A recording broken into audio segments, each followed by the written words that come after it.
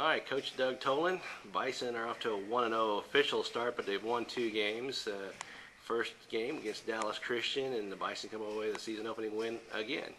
Yeah, that was a you got to start somewhere, and we probably weren't as ready as we'd like to have been, but allowed us to get a game under our belt. And parts of it were good, and parts of it, boy, you look at it and you go, well, we were close, but it wasn't as good as we'd hoped to be.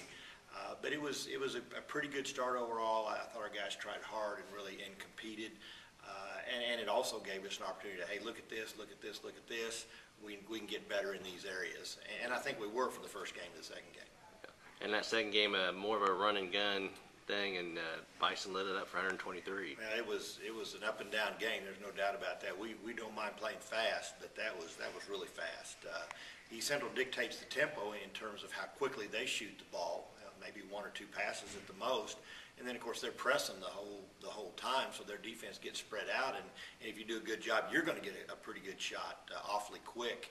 And that's kind of what happened. And I think in a game like that, we talked about before the game, you want to be more efficient on your possessions than they are on theirs. And I think we were over the course of the game. Plus, I thought we did a decent job staying within the things we talked about and were trying to do in a game that could have really gotten pretty out of control if we'd let it. Yeah.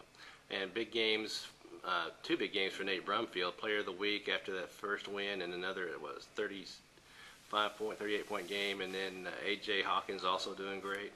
Well, that game really fit those guys. Of course, the second game, the East Central game, the up and down, I don't know how many times they dunked it between them. I mean, I really don't think 10's probably an exaggeration, but they were both really good getting to the rim. And I think some of it, all the guards did a nice job handling the ball against the pressure, too, to get the ball to those guys. But A.J.'s line was really good, as Nate's was, but, I mean, A.J., I think, missed 1 shot.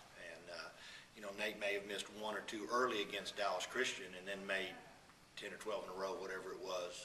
Shaky from the free throw line, but that's gotten better as we've gone along. So those 2 guys are good players, but I think some other guys have done a nice job. Emmanuel Wilson started his first game at OBU against East Central just because of the number of guards they played. We started 4 guards in that game. He's played well, and Garrett Steinmetz is solid. I mean, obviously he's not done as much as he's going to do.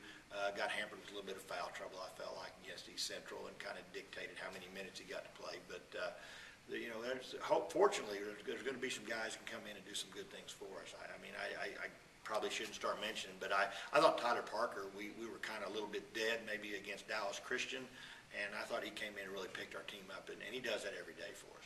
All right. What's the team have to look forward to Thursday night? Southeastern, another old District 9 opponent.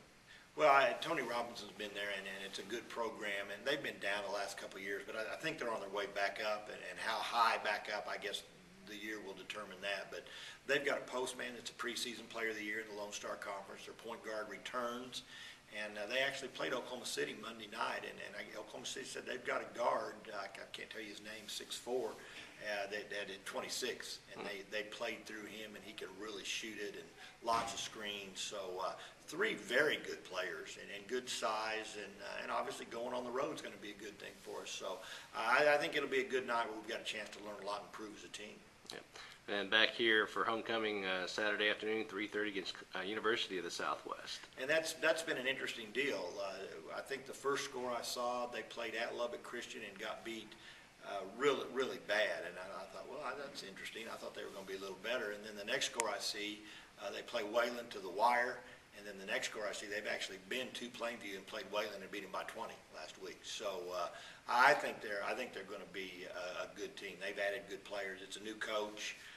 Quinn Woolridge was there when we scheduled the game. New coaches and brought in some different guys. And I think they're pretty talented. And I think it'll be a good homecoming game. All right. And that's going to be a wrap on week number 2. Thanks a lot, Coach Tolin. You're welcome.